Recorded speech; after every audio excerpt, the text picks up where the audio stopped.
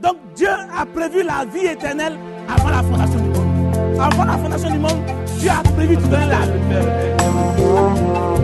Le Fils n'est pas de Dieu. Reconnais-le. Mon Dieu, toi le roi, je veux vivre ta grandeur, Seigneur de l'univers.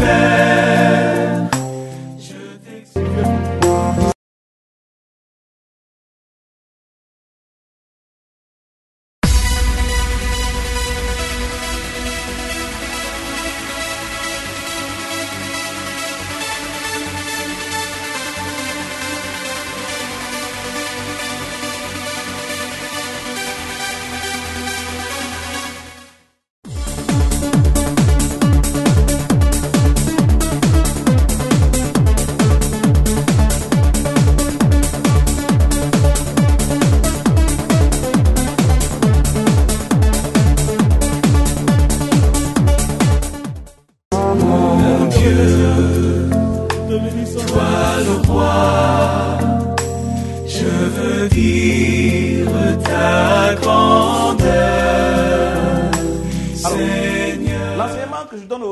C'est le suivant.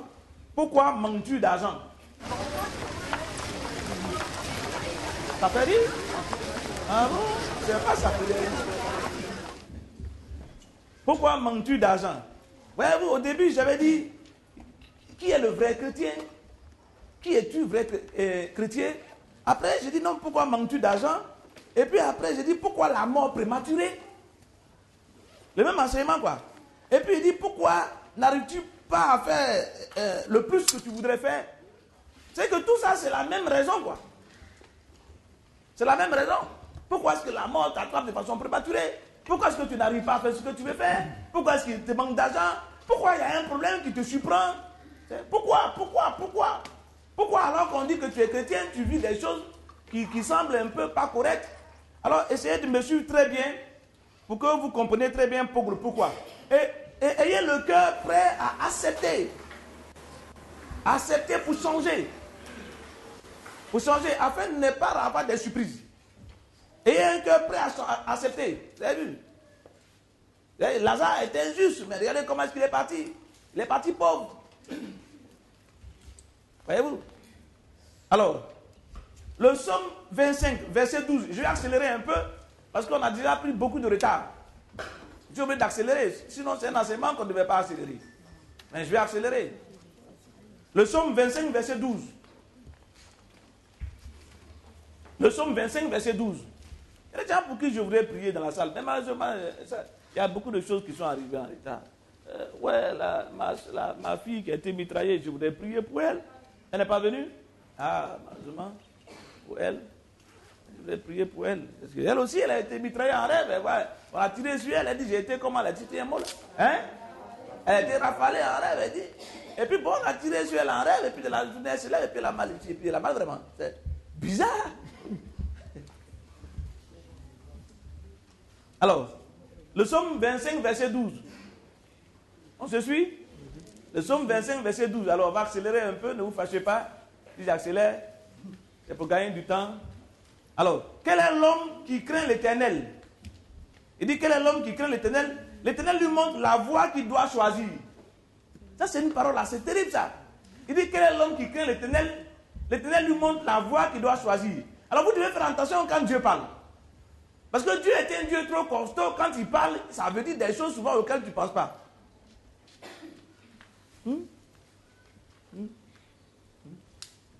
Ça veut dire des choses auxquelles tu ne penses pas. Alors, regardez par exemple. Il dit, quel est l'homme qui craint l'Éternel? L'Éternel lui montre la voie qu'il doit choisir. Ça veut dire que pour que l'Éternel te montre la voie que tu dois choisir, il faut que tu craignes Dieu. Si tu ne le crains pas, quoi, il te regarde. Et il ne te montre jamais la voie. Et tu es là et tu tombes. Et ça veut dire encore quoi? Ça veut dire que les païens ne sont jamais sur la bonne voie. Alors ça ne vaut pas la peine d'aller vous associer avec un païen pour faire une affaire. Vous êtes certain que vous allez échouer. Donc, quels sont ceux à qui Dieu parle et montre le secret des choses? Ce sont ceux qui craignent Dieu. Il dit, son âme reposera dans le bonheur. Et sa postérité possédera le pays. Donc il dit, lui, il sera heureux et ses enfants vont posséder le pays. Ah, c'est quelque chose de terrible, ça. Parce que moi, je crains l'Éternel, parce que je fais attention à l'Éternel, parce que je marche dans les voies de Dieu, alors ma postérité va vivre dans la prospérité et moi, je serai dans le bonheur. Ça veut dire que Dieu va me montrer les choses. Donc, la crainte de l'Éternel est le commencement donc de la sagesse. Je ne peux pas avoir la sagesse de Dieu si je ne crains pas Dieu. Parce que si je ne crains pas Dieu, Dieu ne me montrera pas les voies. Donc, je suis là et puis je cherche à savoir comment je dois faire. Je réfléchis, je gêne, je prie. Ça ne change absolument rien dans moi. Tant que je n'ai pas changé de comportement, la crainte de Dieu n'est pas entrée à moi, je ne verrai rien. Je ne verrai rien. L'homme qui craint Dieu, c'est qui?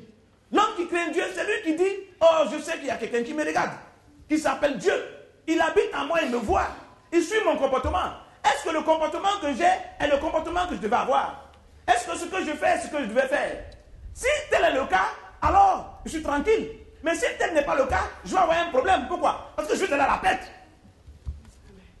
Il ne parlera pas de moi aux gens. Il ne parlera même pas de moi à moi. Et je serai surpris par quelque chose. Quelque chose va m'arriver puis je ne saurais pas comment. Pourquoi? Parce que je n'ai pas accepté de craindre Dieu. Je ne fais pas attention à Dieu. Oh, est-ce que vous comprenez ce que ça veut dire? Voyez-vous? Quelqu'un peut jeûner et prier, pourquoi? Parce qu'il veut quelque chose, c'est pas parce qu'il craint Dieu. Mais celui qui craint Dieu a un comportement différent. Alors, ce serait intéressant de savoir celui qui craint Dieu. Il dit, continuons le verset 14 par exemple. Il dit, l'amitié de l'Éternel est pour ceux qui le craignent. Ah mais ça m'intéresse ça. Je vais être ami de Dieu.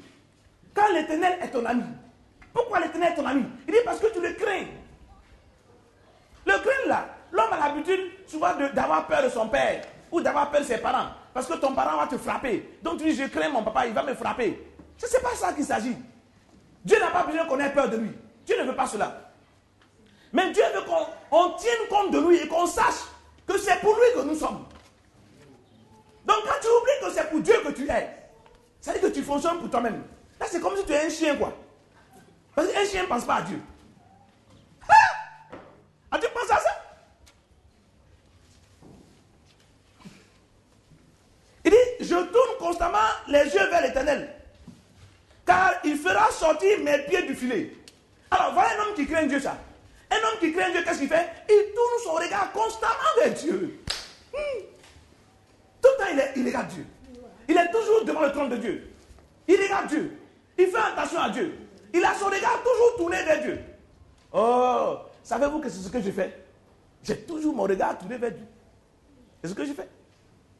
Je ne parle pas beaucoup, mais je le regarde tourner vers Dieu. Je le regarde sans cesse. Je le regarde sur son trône. Je l'entends. Je le regarde. Je l'observe. Je le contemple. Je passe mon temps à faire cela. C'est mon travail, ça. C'est la seule façon. Quand Dieu a envoyé l'ange Gabriel est venu et l'ange Gabriel a parlé à son peuple. Et l'ange Gabriel a dit à Marie que Marie allait faire un enfant. Et quand l'ange Gabriel a dit à Marie que Marie allait faire un enfant, Marie a demandé à l'ange, en quoi reconnaîtrais-je cela? Non, ce n'est même pas Marie, c'est Jean-Baptiste, Zacharie. Zacharie a dit, comment est-ce que je peux être sûr de cela? Comment je peux faire pour savoir cela? Il dit, je m'appelle Gabriel, homme de Dieu. Je me tiens devant Dieu. Donc c'est parce que je me tiens devant Dieu que je m'appelle homme de Dieu. Je crains Dieu. Je suis devant lui comme ça, sans arrêt. Matin, midi, soir, tout le moment, je suis devant lui. Je me couche, je suis devant lui. Je suis assis, je suis devant lui. Tout le temps. Il dit donc par conséquent. Il dit par conséquent, je sais ce que Dieu veut. Vous avez vu? Je sais ce que Dieu veut. Parce que moi, quoi, Dieu me montre ses voies. Dieu me montre ses chemins. Dieu me montre comment faire les choses. Parce que je me tiens devant lui. Il me montre comment faire les choses.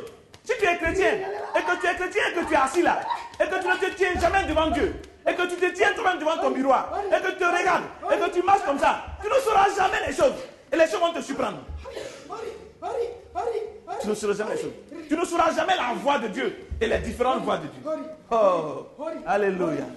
Hier, le Seigneur m'a expliqué quelque chose de terrible. J'ai lu plusieurs fois la Bible, mais je ne l'avais jamais vue. Et j'ai demandé au Saint-Esprit. Il dit, Seigneur, Je veux une autre forme de vie avec toi. Je veux une force, une puissance qui descend de toi, qui dépasse les puissances habituelles. Montre-moi comment je dois faire, Seigneur. Et puis il me parle. Il dit, tu es sûr que tu veux ça? Il dit oui. Il dit, tu es sûr que tu veux ça? Il dit oui. Il dit, je vais te montrer le secret. Vas-tu l'appliquer? Je dis oui. Vas-tu l'appliquer? Il dit oui. Il me l'a montré. Quand j'ai lu la Bible, j'ai vu. Il me l'a montré. Ça a changé mon caractère. Ça a changé ma façon de penser hier seulement. Toute la nuit d'hier, jusqu'au matin, je dormais dans l'or. Avez-vous vu quelqu'un qui dort dans l'or? J'ai l'or autour de moi. L'or m'envahissait. L'or, la présence du Saint-Esprit. L'or, la présence du Saint-Esprit. L'or, jusqu'au matin. Rempli d'or, tourné autour de moi. L'or pur. Il y a des gens qui prennent l'or pur, verser sur moi. Dans l'or. Parce que le Saint-Esprit est comme ça. Quand tu acceptes de vivre selon sa voie, tu vois. Quand tu acceptes de vivre selon sa voie, tu peux faire les choses. Et puis il y a des frères qui ont commencé à prier encore maintenant pour moi. Mes yeux ont commencé à s'ouvrir encore. Les choses ont commencé à revenir. Vous avez vu? C'est ce que je vous disais. C'est la voie du Seigneur qu'il faut suivre. Voyez-vous? Alors, je vais vous lire un verset qui ne se trouve pas dans vos Bibles. Ça fait 2 ou 3 jours que je lis des versets qui ne se trouvent pas dans la Bible des gens. Excusez-moi, ne vous fâchez pas. Mais ça se trouve dans vous savez, Jésus-Christ a dit beaucoup de choses. Et il y avait beaucoup de témoins autour de Jésus-Christ. Donc Thomas a écrit aussi. Thomas a écrit. Il n'y a pas seulement Jean, Pierre et Jacques. Même Jacques, même, ce n'est pas dans les évangiles qui ont écrit. Donc Thomas a écrit. Et Thomas a dit c'était une chose. Alors, je vais vous dire d'abord celui qui l'a dit effectivement, quoi. Vous allez voir. Alors, voici les paroles cachées de Jésus, le vivant. Voici les paroles cachées que Jésus, le vivant, a dites et qu'a transmis Didyme, Jude, Thomas. Vous voyez, ce sont des noms que Jésus-Christ connaissait qui étaient avec Jésus. Qui étaient avec Jésus. Alors, je vais vous lire quelque chose et je vous demande de faire attention à ces choses. Ce verset-là me plaît. Il ne se trouve pas dans la Bible. Il dit, lorsque vous vous connaîtrez, alors on vous connaîtra. Il dit, lorsque vous vous connaîtrez, alors on vous connaîtra. Et vous saurez que c'est vous, les fils du Père, qui est vivant. Si vous ne vous connaissez point, alors vous serez dans un dénuement. Et vous serez le dénuement. Le verset là m'a fasciné. Parce que je reconnais ce verset là quoi. Mais repris par l'apôtre Paul. L'apôtre Paul dit que, afin que la communion dans Philemon 1, verset 6, il dit que afin que la communication de la foi devienne efficace, en reconnaissant tout le bien qui est en vous, en Christ Jésus. Donc l'apôtre Paul dit que, si tu reconnais tout le bien qui est en toi, il dit ta foi quoi, ta communion, ta foi va devenir efficace. Donc ça veut dire que tu vas devenir plus fort, tu seras meilleur parce que tu reconnais tout ce que tu es. Donc ça veut dire que celui qui se connaît lui-même et qui arrive à se connaître lui-même sera connu. Mais celui qui ne se connaîtra pas lui-même sera dans le dénuement. C'est la même chose. Mais le dénuement, qu'est-ce que ça veut dire? Lisons pour voir ce que ça veut dire. Le dénuement veut dire la chose suivante. Dénuement, manque, défaut du nécessaire. Défaut du nécessaire. Le nécessaire que tu as besoin, tu ne peux pas l'avoir. Il dit oui. Donc un homme ne peut pas avoir ce qu'il a besoin. Le minimum qu'il a besoin, pourquoi? Parce qu'il ne se connaît pas lui-même. As-tu compris cela? Jésus-Christ reprend la chose d'une autre manière. Il dit, vous connaîtrez la vérité. Et la vérité vous affranchira. Vous connaîtrez la vérité sur vous-même. Et ça va vous rendre libre. Mais tant que vous ne connaîtrez pas la vérité sur vous-même, vous ne serez jamais libre. Paul répond la même chose ailleurs. Aussi longtemps que l'héritier est enfant, il ne diffère en rien d'un esclave. Bien que maître de tout. Donc, ils sont tous en train de dire quelque chose de commun. Ils ont tous en tête une pensée. Il dit, connais-toi toi-même parfaitement et les gens te connaîtront. Parce que si tu te connais toi-même, tu vas te découvrir comme étant quoi? Le Fils de Dieu. Le Fils de Dieu que Dieu a amené. Et tout ce qu'il a fait est en toi. Si tu reconnais toi-même, tu vas découvrir que le Fils de Dieu habite en toi. Tu vas reconnaître que tu es le Fils de Dieu. Je suis le Fils de Dieu. Celui qui est venu dans ce monde-là. c'est lui qui je suis. Ah, je me reconnais comme ça. Je sais qui je suis. Je suis le fils du Dieu très haut. Oui. Il dit, avant, les gens disent, je suis fils de Dieu. Mais il dit, quand il dit, je suis fils de Dieu là, il pense autrement. Mais là, je dis, je suis fils de Dieu. Et puis, je reconnais qu'il y a en moi quelqu'un qu'on appelle Jésus. Hein? Je reconnais ça. Et je dis, je suis le fils de Dieu. Je suis fils de Dieu. Ah, quand je me reconnais comme ça, les gens vont me connaître tout de suite. Pourquoi? Parce que tout ce que je fais partie de miraculeux. Et les gens vont commencer à me connaître. On entendra parler de moi. On me connaîtra. Et je ne serai jamais dans le manque. Parce que celui qui est à moi s'appelle l'Éternel. Celui qui est et qui fait arriver les choses. Et tant aussi longtemps qu'il est mon berger, je ne manquerai de... Ah, terrible!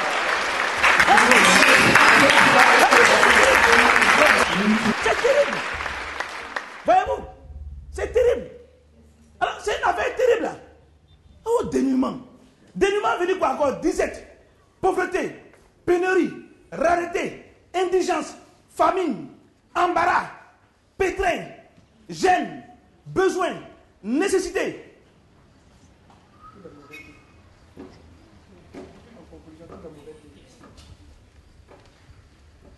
Je me suis rendu compte d'une chose.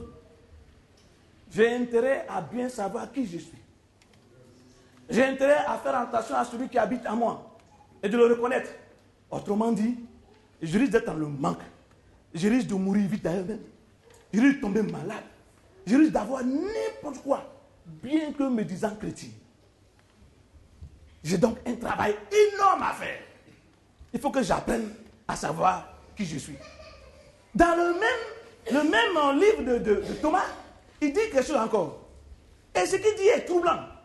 Il dit, Jésus dit, que celui qui cherche ne cesse point de chercher, jusqu'à ce qu'il trouve. Lorsqu'il trouvera, il sera troublé. Et lorsqu'il sera troublé, il admirera. Et il régnera sur l'univers. Laissez-moi vous lire cela encore. Regardez, le début de ce livre de Thomas, quoi. Il dit que ce sont des paroles que seuls ceux qui vont comprendre vont régner. Il dit, Jésus dit, que celui qui cherche ne cesse point de chercher, jusqu'à ce qu'il trouve. Lorsqu'il trouvera, il sera troublé. Ça veut dire quoi? Quand il a trouvé, il va dire quoi? Je cherche à savoir, qu'est-ce qui fait qu'un homme, quoi, quand il marche comme ça, il peut être exactement comme Dieu est. Il peut dire que les choses arrivent exactement comme Dieu est. Je dis, Seigneur, je sais des choses, mais ce que je sais là, ce n'est pas encore le bout. Je veux savoir le sommet de la chose. Comment faire pour savoir ça? Quand Dieu m'a montré ça, j'ai été troublé. Je vous assure. Je prends ma Bible, je lis quoi. Et puis je fuis ma Bible, je laisse ma Bible, oh non, c'est trop fort. Il peut faire quelque chose d'autre. Et puis j'essaie de faire quelque chose à côté quoi, qui n'a pas de sens. Et puis je viens encore, je ouvre ma Bible, et puis je regarde encore. Et puis ça me trouble. Et puis j'essaie de faire quelque chose encore. Le matin, je me suis levé. J'ai lu ce passage-là. J'ai pris Amplify Bible. Quand j'ai lu l'Amplify Bible, là c'était grave. Il dit, hein? Mais c'était écrit là, je voyais toujours, mais je ne comprenais pas ça. J'étais troublé complètement. Maintenant, j'ai essayé de faire comme si je vais enlever un logiciel qui ne me plaisait pas dans l'ordinateur. Je faisais autre chose. Parce que la concentration et l'effet de cette parole-là sur moi était suffocant. Je ne pouvais pas supporter cela.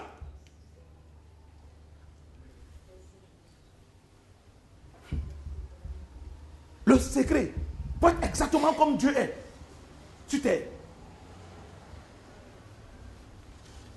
Il dit, Jésus dit, que celui qui cherche ne cesse point de chercher, jusqu'à ce qu'il trouve. Lorsqu'il trouvera, il sera troublé. Et lorsqu'il sera troublé, il admirera. Il va admirer ce qu'il a trouvé là. Le passage est dans mon miroir maintenant. Le passage est dans mon miroir. Je regarde le passage là. Et je regarde le passage. Et je regarde le passage. Et je change de Bible, je regarde. Je lis, je regarde. Et puis je me tombe moi-même que moi-même je n'ai pas vu ça depuis longtemps. Je regarde. Et je regarde. Je dis, mais la chose que je cherchais, même c'était là devant moi et puis je ne voyais pas. Je regarde. Mais je l'admire. Et dit après, et il régnera sur l'univers.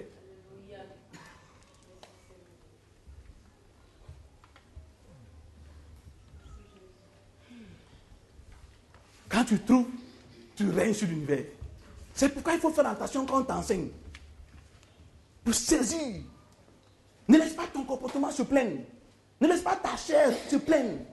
Laisse ton cœur aller pour saisir la chose.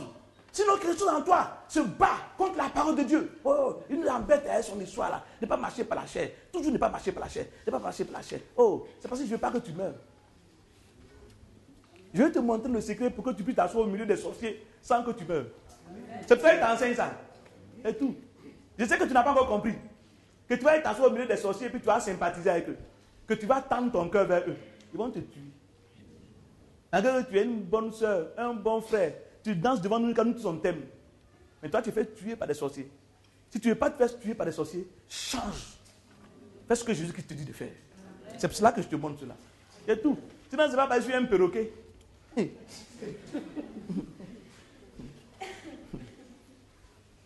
As-tu vu cela? Yes. Alors, regardons ce que Jésus dit dans Luc 22, verset 42. Luc 22, verset 42.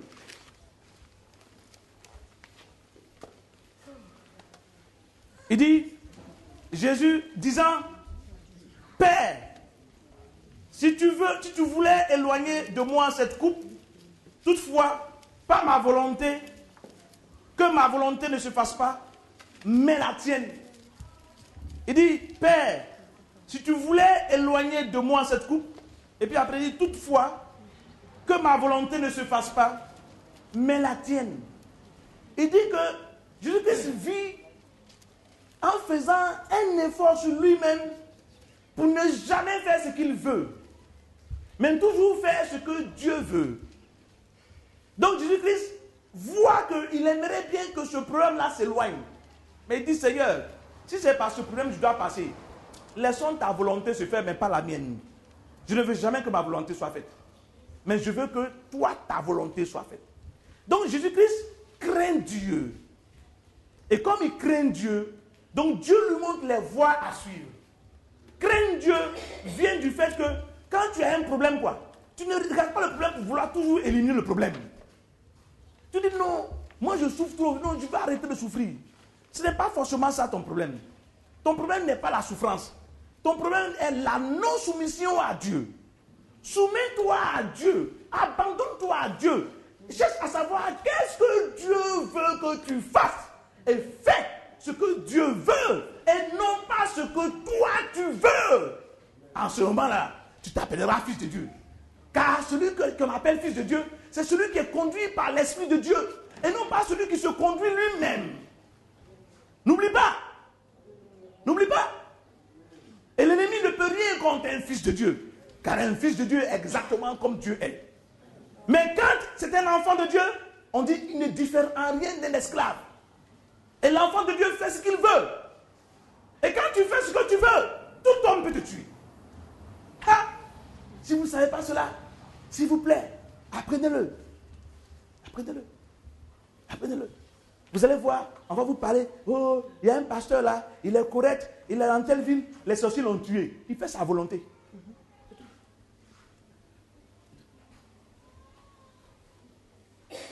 Alors, quelle est la volonté de Dieu?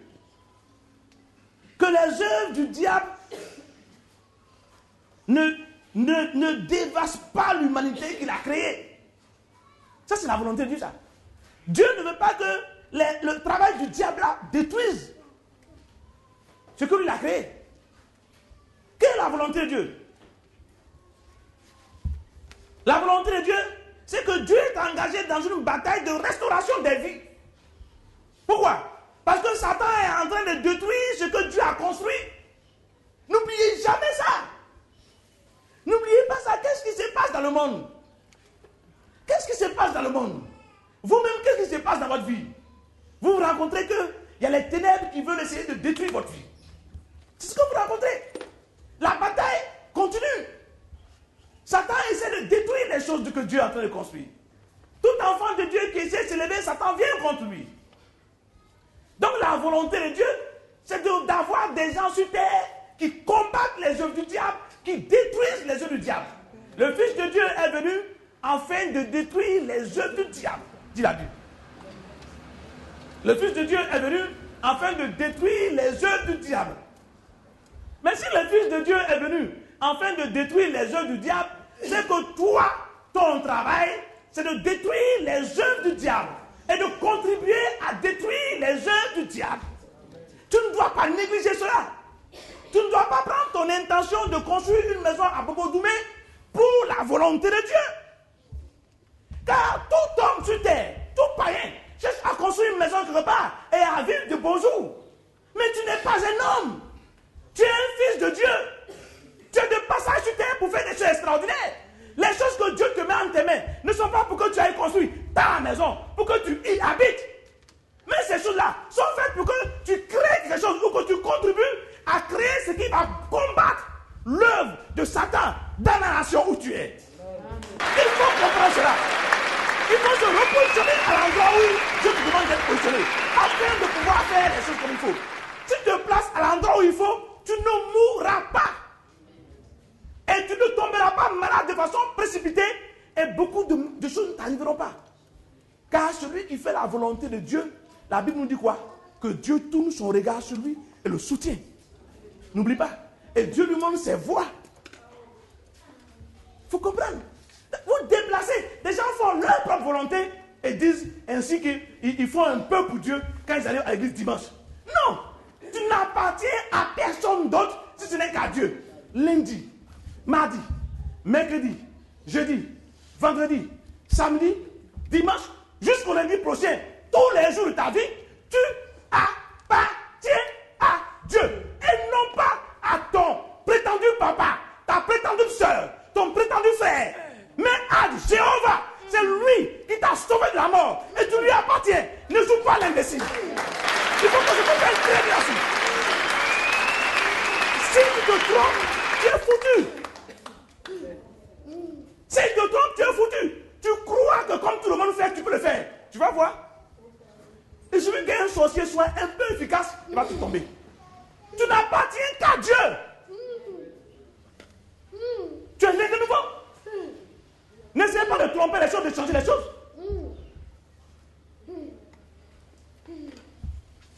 Alors, la bonne part qui ne nous sera pas ôtée. C'est quoi la bonne part qui ne nous sera pas ôtée? C'est quoi la chose que nous faisons et qui n'est pas perdue? Tu peux aller travailler chez quelque part. Si tu veux Sokopao, Boulmiche, je ne sais pas qui tu veux, c'est femme. Ce n'est pas la bonne part.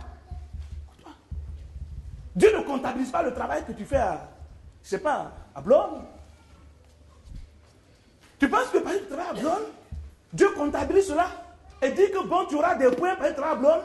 Maintenant tu dis, bon, je vais travailler à Blonde jusqu'à ce que je sois retraité et quand je serai retraité, je vais faire l'œuvre de Dieu.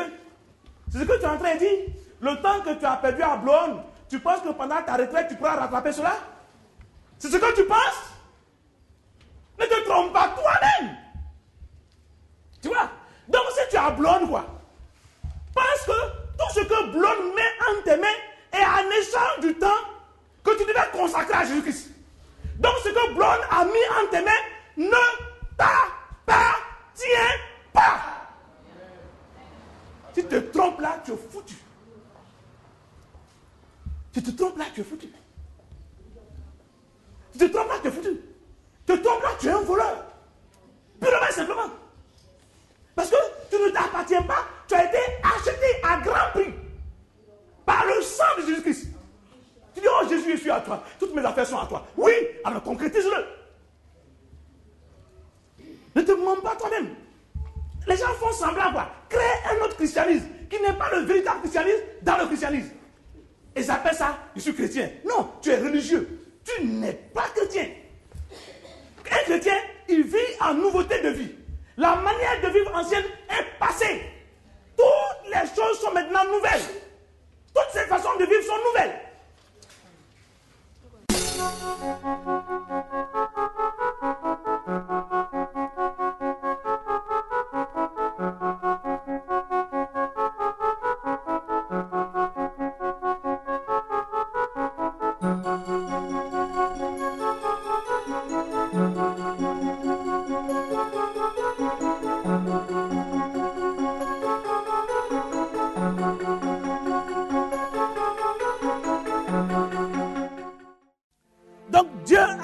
La vie éternelle avant la fondation du monde. Avant la fondation du monde, Tu as prévu tout un là de faire.